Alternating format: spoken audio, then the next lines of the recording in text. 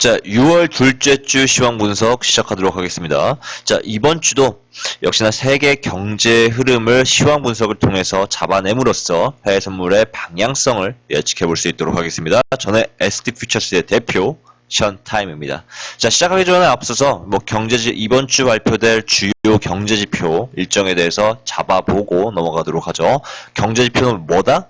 경제지표는 해외 선물의 나침판이에요. 나침판이기 때문에 여러분들이 언제, 어느 시간에 어떤 나라에 무슨 지표가 발표되는지는 알고 계셔야 해외 선물 대응하기 쉽다라고 말씀드리죠. 자, 먼저 시작해 보도록 하죠. 자, 6월 13일 날 화요일 날 저녁 9시 반에 생산자 물가 지수가 발표가 됩니다. 자, 모든 물가 지수 그리고 고용 관련 지표는 항상 중요한 지표다라고 말씀드리죠. 이 두 지표는요, 꼭 별표 3개. 왜? 향후 있을 FOMC 상명에서 미국의 연방준비위원회가 금리 결정을 내릴 때, 혹은 이게 경제 정책에 대해서 논의할 때 이 두 가지를 가장 중점적으로 보기 때문이에요. 그래서 더블 체크하시면 될 것 같습니다. 자, 6월 14일 수요일 날 소매 배출 발표 예정이고요. 소비자 물가 지수가 9시 반에 발표 예정입니다. 그리고 이게 제가 잘못 못 적어놨는데요. 네, 23시 30분이죠. 네, 23시 30분.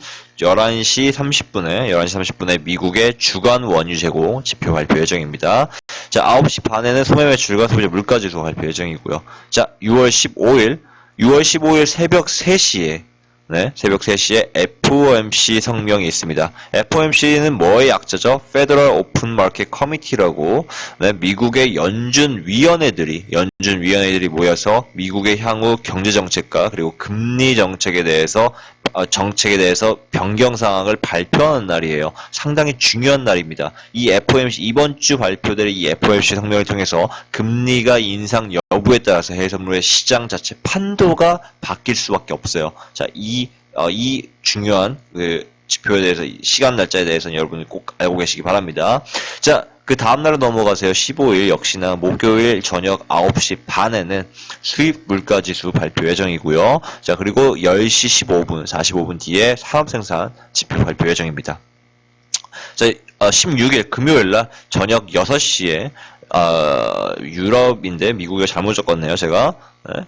유럽의 소비자 물가 지수가 발표 예정이고요. 네, 이거에 따라서 또 유로 한 차례 흔들리겠죠? 네. 9시 반에 미국의 건축 허가 건수 지표가 발표 예정입니다. 자, 이 주요 지표들 여러분들이 그 발표 시간과 그 패턴에 대해서 파악하고 계셔야 돼요. 자, 제가 계속 예고드리다시피 지표 대응하는 방법, 지표 발표 사전 전에 어떻게 대응하고 후대응 어떻게 하는지 각 지표별로 어떻게 대응법에 대해서 잡아드릴 거긴 한데, 자, 그 전에 일단 이 지표가 발표될 때는 추세 대응을 하시든 스캘핑 대응을 하시든 간에 상관없이 꼭 주의하셔야 된다라는 점 기억하시면 될 것 같습니다. 자, 그럼 본격적으로 이번 주 시황 분석 시작하도록 하죠. 자, 이번 주 시황 분석 키워드는요, 두 가지로 나눠봤습니다. 첫 번째는 금리. 자, 6월 15일 목요일 새벽 3시에 FOMC 성명이 있다라고 말씀드렸습니다. 이 성명에서 금리 인상 여부에 대해서 발표를 할 텐데요. 자, 이 금리 인상 여부에 따라서 시장 판도가 달라지게 돼요. 어떻게 금리가 나올 것이고 또 거기에 따라서 시장이 어떻게 선 대응해야 되고 또 후 대응해야 되는지 방법에 대해서 이렇게 잡아드리도록 하겠습니다. 두 번째 키워드, 5일의 방향성. 자, 5일이 다시 한번 또 큰 차례로 내려왔습니다. 자, 이 차트를 보시면은요, 현재 45.90까지 내려오는 모습 보이고 있습니다. 자, 이렇게 하락했던 이유 뒤에는 카타르의 분쟁이 있었는데, 또 그 분쟁과 더불어 미국의 셰일가스 생산량이 늘어나고 있다는 것을 주간 원유 재고 지표를 통해서 확인할 수가 있었기 때문이었습니다. 자, 5일의 방향성이 어떻게 흘러갈 것인가, 카타르의 분쟁과 그리고 미국의 셰일가스 생산량, 이 두 가지를 잡으면 또 5일의 방향성을 잡을 수가 있습니다. 같이 잡아보도록 하죠. 자, 먼저 첫 번째 키워드 금리입니다. 금리. 자, 앞서 말씀드렸던 것처럼 FOMC 성명을 통해서 Federal Open Market Committee를 통해서 금리가 변경 상황이 발표가 됩니다. 금리 변경 사항은 FOMC 성명을 통해서 진행된다. 이 FOMC 성명은 어떤 사람들에 의해서 진행이 돼요? 네, FOMC 그러니까 연방은행이라고 하나요? 네, 연방은행의 의장들이 모여서 이 FOMC 성명을 진행을 하는데요. 자, 이번 주 6월 14일, 15일 새벽 3시에 발표 예정입니다.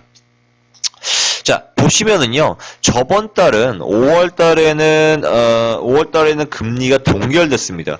자, 인상할 것이다라는 모두의 예상을 깨고 동결했어요. 하지만 우리가 키포인트로 잡아야 되는 것은 옐런의 발언이었습니다. 자, 저번 달 FOMC 성명 이후에 금리는 동결했지만 옐런이 나와서 한 말은 다음 달에 있을 FOMC 성명에서 금리를 인상할 것이다.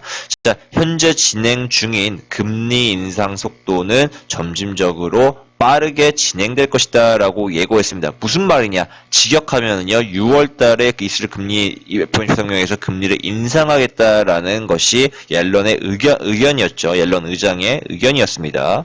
자, 모든 것을 우리가 지금 뒷받침해 줄 수 있는 시황적 분석이 다 있는데요. 보시면은 자, 이번 달에 발표되었던 비농 지표가 예상보다 훨씬 아래 수치가 발표됐습니다. 예상에 훨씬 못 미치는 수치가 발표됐는데, 그럼에도 불구하고 실업률은 4.3%. 자, 11년 만에 최저 실업률을 기록하고 있다는 거예요. 자, 그리고 역시나 ADP 고용 변화율은 꾸준하게 상승하고 있는 추세를 보여주고 있습니다. 자, 비농지표가 낮게 나왔다 하더라도 이 현저히 낮은 실업률과 그리고 ADP 고용 변화율이 상승하고 있다는 것은 미국의 고용 시장이 완전 고용 상태로 가고 있다라고 보시면 될 것 같습니다. 자, 이 실업률의 4.3%라, 그러면 왜 완전 고용이라고 말을 하는데 왜 100명 중에 4명은 실업자냐? 이게 말도 안 되는 말이지 않지 않느냐? 이게 모순적이지 않냐? 라고 말씀드릴 수 있지만은, 자, 실업률의 4.3%라는 것은요, 여기 이 실업률에는 현재 지금 다른 직장으로 이직하려는 사람들도 역시 포함되어 있고요. 혹은 육아를 담당하기 위해서 집에서 애 돌보고 있는 사람들 역시 포함이 되어 있습니다. 자, 그래서 모든, 직장을 구하기 위해, 직장 생활을 하려고 하는 사람들이 모두 직장 활동을 하려고 하는 사람들이 실업률에 포함되지만, 한마디로 지금 상황이 여의치 않아서, 혹은 지금 이직을 원하는 상황이어서 실업률이 단편적으로 올라갈 수도 있다라는 거예요. 그래서 미국의 고용시장은 상당히 좋은 상태를 보이고 있다. 자, 또 두 번째로 볼 수 있는 게, 우리가 지금 현재 나스닥, 그리고 S&P 시장은 지금 사상 최고치를 기록을 하고 있죠. 사상 최고치. 보시면은 이미 S&P 같은 경우에는요, 이미 지금 2445라인 선을 기록을 하면서 어마어마하게 상승하고 있는 모습입니다. 사상 최고점이에요, 진짜. 네, 이런 지금 시장이 과열되어 있는 상황, 과열되어 있고 지금 고용 상황이 점차 늘어나고 있는 이 상황에서 FOMC 성명에서는 미국의 연준은 금리를 인상할 수밖에 없는 그런 압박을 받게 된다라는 거죠. 그래서 사실상 이번 주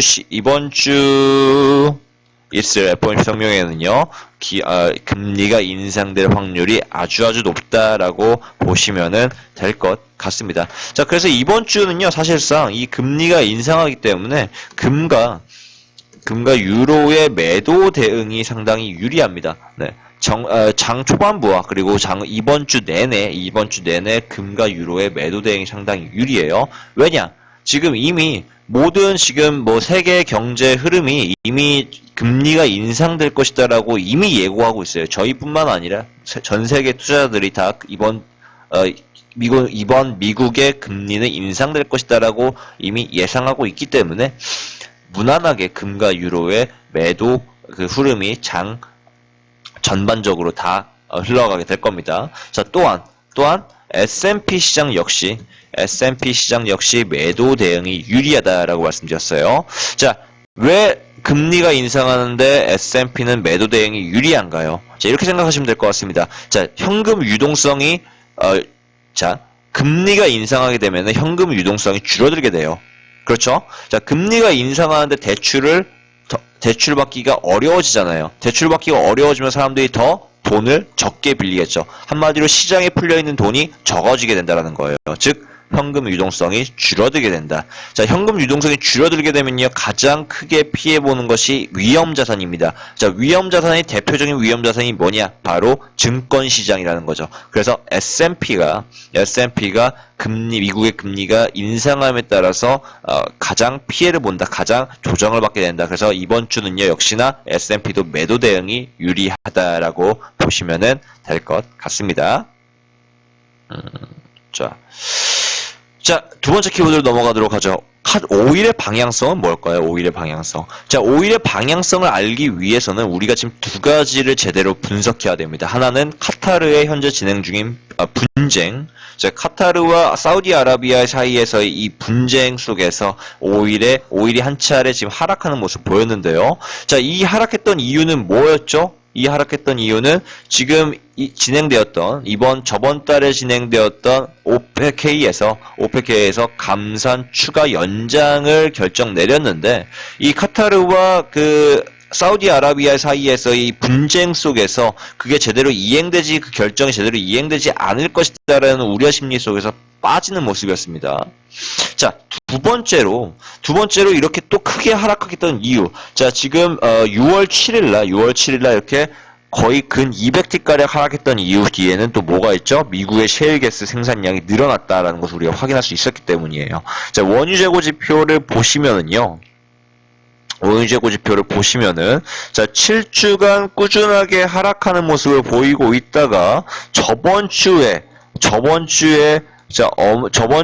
어마어마하게 상승하는 모습 보였어요. 예상치는 마이너스 3.464였는데 실제치는 거기에 완전 상회하는 수치가 나왔죠.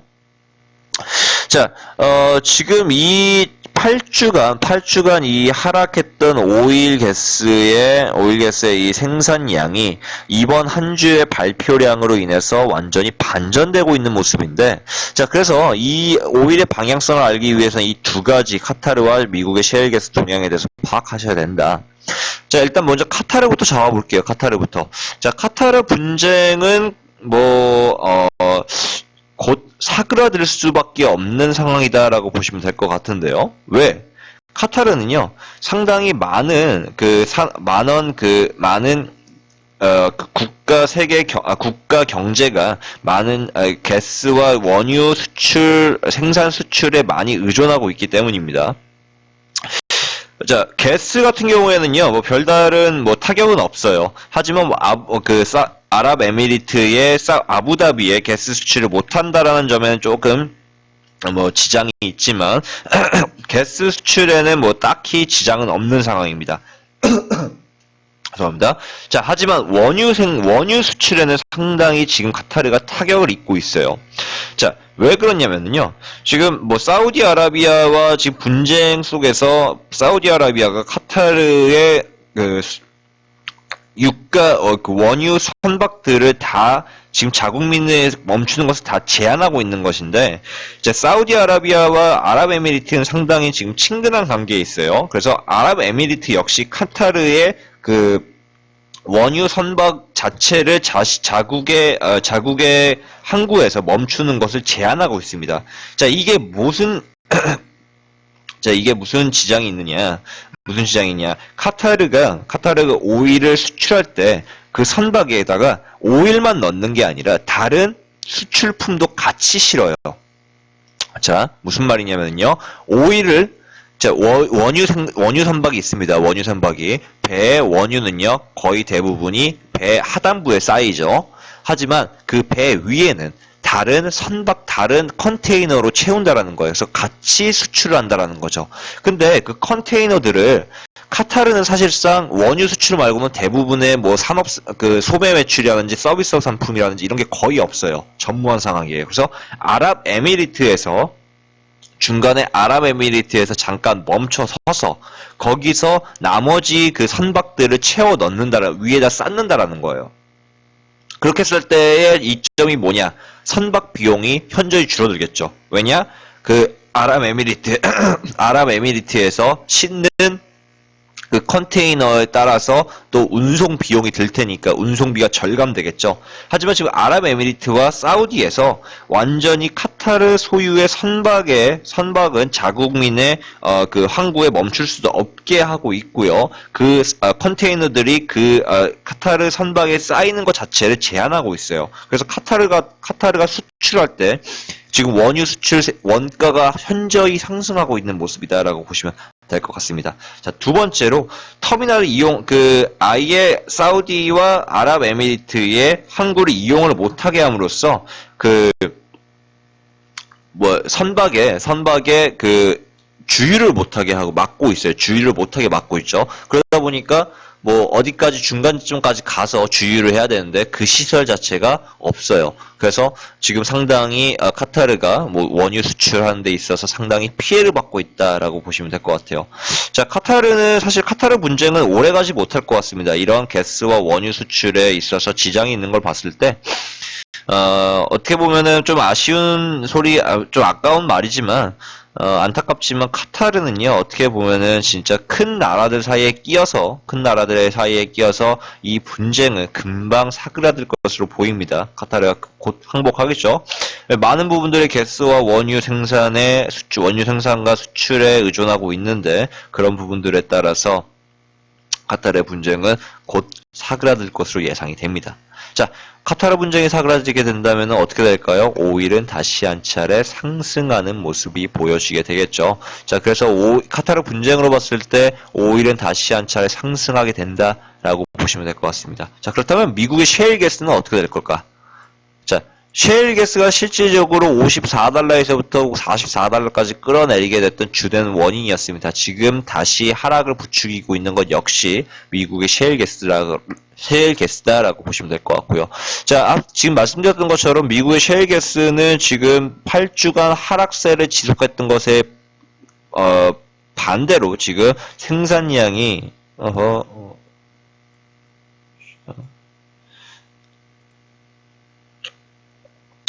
자, 생산량이 다시 늘어나고 있는 모습을 보였습니다. 8주 만에 처음으로 늘어나는 모습 보였어요.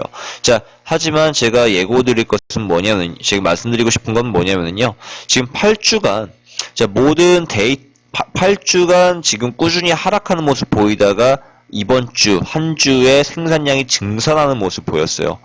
자, 모든 시장 흐름은요, 연속됨을 봐야 돼요. 연속성을 봐야 됩니다.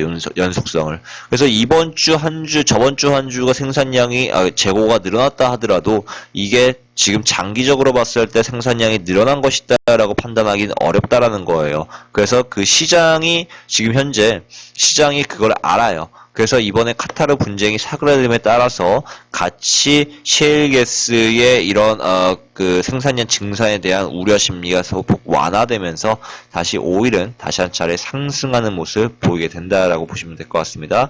그래서 이번 주는 오일은 다시 한 차례 상승하는 모습 보일 텐데요. 카타르 분쟁이 사그라듦에 따라서 급격하게 상승하게 될 예정입니다. 이미 OPEC에서 추가 감산 연장 결정이 내려졌기 때문에 오일은 다시 한 차례 가파르게 상승하는 모습 보여주게 될 거예요. 자, 그렇기 때문에 이번 주 오일은 매수 대응이 유리하다라고 보시면 될 것 같습니다. 자, 그래서 이번 주 금리와 오일의 방향성, 이 두 가지 키워드를 통해서 해외 선물의 방향성을 예측해 봤습니다. 자, 금리 이번 주에 발표될 FOMC 성명에서 금리 인상은 거의 기정사실화가 됐다라고 보시면 될 것 같아요.